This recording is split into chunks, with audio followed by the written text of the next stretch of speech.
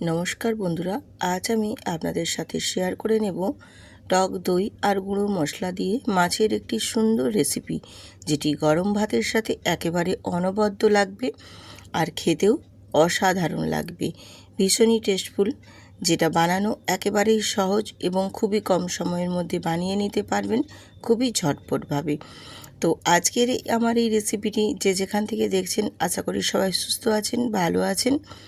যদি আজকের এই ভিডিওটি ভালো লেগে থাকে, বন্ধুদের সাথে অবশ্যই কিন্তু শেয়ার করে ভিডিওটিতে একটি লাইক দিয়ে সুন্দর করে একটি কমেন্ট করে দেবেন। তো চলুন যাওয়া যাক রেসিপিতে। আমি এখানে 4 পিস মাছ নিয়ে নিয়েছি, বড় কাটা মাছ থেকে। আর এই মাছগুলোকে খুব ভালো করে আমি ধুয়ে নুন মাখিয়ে তারপর জলটা ঝরিয়ে নিয়েছি। দিয়ে এবারে ওর মধ্যে হলুদের গুঁড়ো, অল্প একটু লঙ্কার গুঁড়ো আর সাদা তেল দিয়ে খুব ভালো করে মাছগুলো ম্যারিনেট করে নিচ্ছি। এইভাবে মাছগুলো ম্যারিনেট করে নিলে মাছগুলোর স্বাদটাও বেশ সুন্দর আসবে আর ভেজে নেওয়ার ক্ষেত্রেও ভীষণ সুবিধে হবে। এই জন্য আমি এইভাবে ম্যারিনেট করে 20 থেকে 25 মিনিট আমি রেখে দেব এই মাছগুলো। তো এবারে আমি মাছগুলো রেখে দিয়ে তারপর হাতটা ধুয়ে ফিরে এসেছি। আমি এখানে 2 চামচ টক দই নিয়েছি আর টক দইয়ের মধ্যে আমি গুঁড়ো মশলা অ্যাড করে দিচ্ছি। গুঁড়ো মশলার মধ্যে এখানে দিয়েছি আমি হলুদের গুঁড়ো, আর দিয়েছি কাশ্মীরি লঙ্কার গুঁড়ো, হলুদের গুঁড়ো, আর দিয়েছি এখানে ধনে গুঁড়ো, জিরে গুঁড়ো দিয়েছি। দিয়ে আমি টক দইয়ের সাথে খুব ভালো করে গুঁড়ো মশলাগুলো মিক্সড করে নিয়ে টক দইটা খুব ভালো মতো একেবারে ফেটিয়ে নেব। তো আমি এটা চামচ দিয়েই ফেটিয়ে নিচ্ছি।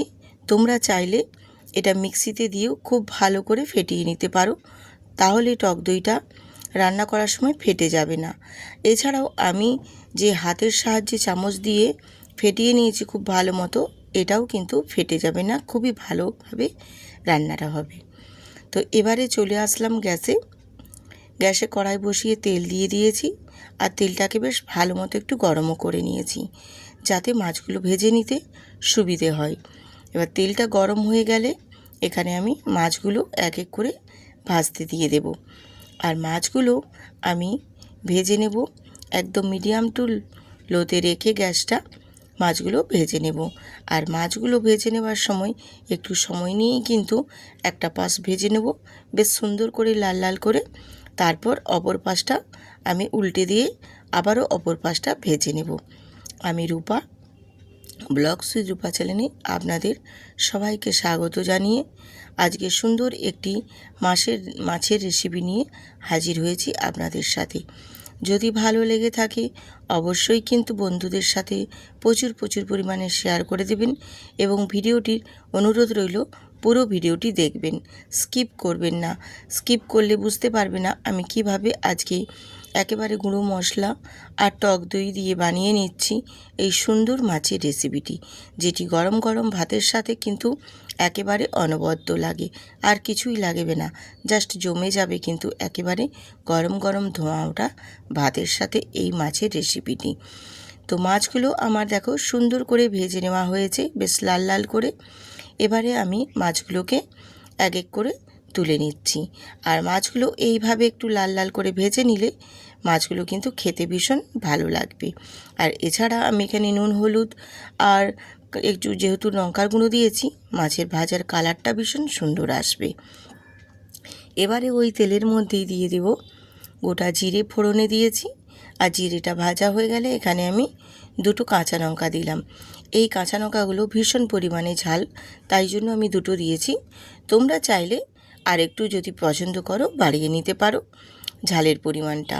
আর ঝালের জন্য আমি এখানে কাঁচা লঙ্কাই ব্যবহার করছি, তোমরা চাইলে গুঁড়ো লঙ্কার গুঁড়োও ব্যবহার করতে পারো।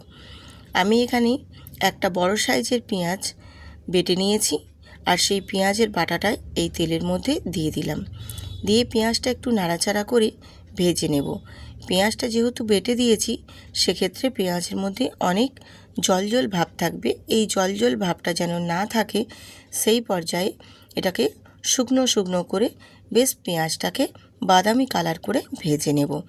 আর বাদামি কালার করে ভেজে নিতে আমি এখানে অ্যাড করে দেব স্বাদ মতো নুন। তো স্বাদ মতো নুনটা আমি একেবারেই এখানে দিয়ে দেব পেঁয়াজের সাথে, তাহলে পেঁয়াজটাও বেশ ভালো ভাজা হয়ে যাবে আর নুনটাও আমার একেবারে দেওয়া হয়ে যাবে।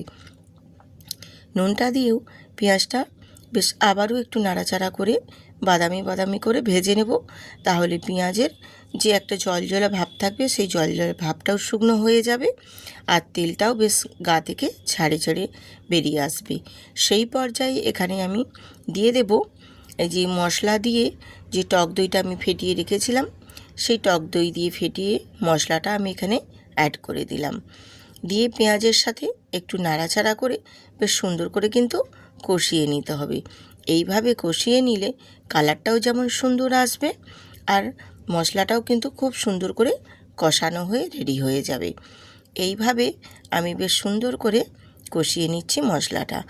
আর একবারে বাটিটা ধুয়েও অল্প একটু জল অ্যাড করে দিলাম, দিয়ে একটু নাড়াচাড়া দিয়ে বেশ সুন্দর করে কষিয়ে নেব। কিন্তু এইটা সুন্দর করে যত কষানো হবে এর স্বাদও কিন্তু ভীষণ সুন্দর আসবে। একেবারে আদা রসুন ছাড়াই সুন্দরভাবে গুঁড়ো মশলা দিয়ে টক দই দিয়ে এত সুন্দর একটা মাছের রেসিপি, যেটা আপনারা না দেখলে বিশ্বাস করতে পারবেন না যে সামান্য গুঁড়ো মশলা দিয়ে টক দই দিয়ে মাছের এই রেসিপিটি খেতে এত সুন্দর লাগে। আর বানানোটাও যে খুবই কঠিন সেটাও না, বানানোও খুবই সহজ এবং খুবই কম সময়ের মধ্যেই রেডি হয়ে যায়। অফিসের ক্ষেত্রে তাড়াহুড়ো থাকলে সেক্ষেত্রেও কিন্তু এইভাবে বানিয়ে দিতে পারেন, খুবই ঝটপট ইজিভাবে কিন্তু রেডি হয়ে যাবে। আমি এবারে মশলাটাকে বেশ সুন্দর করে শুকনো শুকনো করে কষিয়ে নিচ্ছি। এখানে যেহেতু টক দই দেওয়া আছে সেক্ষেত্রে কিন্তু তোমরা এখানে একটু অল্প চিনি অ্যাড করতে পারো, কিন্তু আমি এখানে চিনিটা দেব না, চিনি ছাড়াই বানিয়ে নেব। চিনিটা দিলেও যেমন খেতে সুন্দর লাগে, চিনি ছাড়াও কিন্তু বেশ সুন্দর লাগবে। চিনিটা যারা পছন্দ করো তারা দিতে পারো, তো চিনিটা ছাড়া না দিলেও কিন্তু ভীষণই সুন্দর লাগবে খেতে। দিয়ে মশলাটা কষিয়ে নেওয়ার পর আমি এখানে কিন্তু উষ্ণ একটু গরম জল দিয়েছি। তোমরাও চেষ্টা করবে একটু উষ্ণ গরম জল দেওয়ার, তাহলে মশলাটা খুব সুন্দরভাবে কিন্তু একটা ফ্লেভার নিয়ে আসবে। কাঁচা জলটা বা নর্মাল টেম্পারেচারের জলটা দেওয়ার থেকে একটু উষ্ণ গরম জল দেবেন, তাহলে বেশ খেতে ভালো লাগবে মশলাটা। দিয়ে মশলাটা যখন ফুটে উঠেছে আমি মাছগুলো সব ভেজে রাখা মাছগুলো এক এক করে দিয়ে দিয়েছি। তো আমি এখানে 4 পিস মাছ ভেজে নিয়েছিলাম, দিয়েছি 3 পিস, কারণ ছোটো মেয়ের জন্য ভাজা মাছ রেখেছি। মাছগুলো দিয়ে বেশ কিছুক্ষণ সময় নিয়ে একটু ফুটিয়ে নিয়েছি। ফুটিয়ে নিতে দেখো কালারটাও বেশ সুন্দর ছেড়ে এসেছে আর মাছগুলো বেশ সুন্দরভাবে ফুটে নরম হয়ে গেছে। এবারে আমি ওপর থেকে অল্প একটু ধনেপাতা ছড়িয়ে দিলাম। জাস্ট ধনেপাতা দিলে তার ধনেপাতার যে একটা সুন্দর ফ্লেভার থাকে, সে সুন্দর ফ্লেভারটা কিন্তু এখানে ভীষণ সুন্দরভাবে প্রযোজ্য আর ভীষণ সুন্দর একটা ফ্লেভারও ছাড়ছে, যার কারণে মাছের টেস্টটা বেশ আরও সুন্দর, একদম মানে এত সুন্দরভাবে রেডি হয়েছে যেটা একবার না বানালে আপনারা বুঝতে পারবেন না। আর যে কোনো কথা তো সমস্ত কিছুটা বলে বোঝানো যায় না, একবার বাড়িতে ট্রাই করবেন এবং বুঝেও নেবেন, তাহলে বুঝতে পারবেন আজকের এই মাছের রেসিপিটি কত সুন্দরভাবে রেডি হয়েছে। তো আমার মাছের ঝালটা কমপ্লিট হয়ে গেছে, গ্যাসটা অফ করে এবার আমি একটা প্লেটে সার্ভ করে দিচ্ছি। এইভাবে যদি গুঁড়ো মশলা আর টক দই দিয়ে মাছের রেসিপি বানিয়ে নেন, খেতে কিন্তু অসাধারণ, কিছুই লাগবে না। এই মাছের ঝাল দিয়ে অসম্ভব সুন্দর লাগবে গরম গরম ধোঁয়া ওঠা ভাতের সাথে, আর কিন্তু কিছুই লাগবে না। এই দিয়েই খাওয়া হয়ে যাবে একেবারে সুন্দরভাবে। তো চলুন আজকের এই রেসিপিটি কেমন লাগলো অবশ্যই কিন্তু কমেন্ট করে জানাতে ভুলবেন না। আর নতুন নতুন বন্ধুরা ভিডিওটি দেখে থাকলে অবশ্যই কিন্তু একটি লাইক দিয়ে চ্যানেলটিতে সাবস্ক্রাইব করে বেল আইকনটি প্রেস করে পাশে থাকবেন। সুন্দর করে একটা কমেন্ট করবেন, আপনাদের কমেন্ট পড়ে চলে যাব আপনাদের পরিবারে। তো আজকের রেসিপি যদি ভালো লাগে অবশ্যই কিন্তু সমস্ত বন্ধুদের বলছি পাশে থাকবেন। এই রকম নিত্য নতুন আরও সুন্দর সুন্দর রেসিপি পেতে আমার চ্যানেলটি সাবস্ক্রাইব করে আমার পাশে থাকুন।